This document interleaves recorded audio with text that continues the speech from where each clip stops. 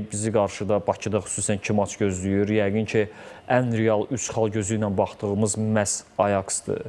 Ötən Avropa Liqasının liqa mərhələsində də Qarabağ Ajax özü gəlmişdi və onda biraz tərsinə idi vəziyyət. Ajax xallarını toplayırdı.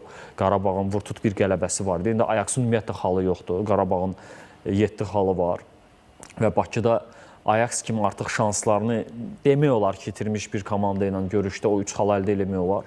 İndi turnir cədvəlində elə bir vəziyyətdir ki, 3-4 xal yəqin ki, yetərli olacaq. Ola bilər 1 xal da yetərli olsun. Bu daha çox rəqiblərin çıxışından da asılı olan məsələdir. Amma yenə də 3 xala köklənək, Ajaxın oyunundan 3 xala götürə bilsə Qarabağ, qarşıdakı digər ev maçında da bir xal olsa, 10-11 xal 24-də düşmək üçün kifayət edə bilər. Qarabağda bu güc də var. Bunu da gərək qeyd edək. Zədəsiz, xətasız, bəlasız bir dənə o maçlara gedə bilsək, bu heyətlə, bu hazırlıq səviyyəsi ilə, bu mental yanaşma ilə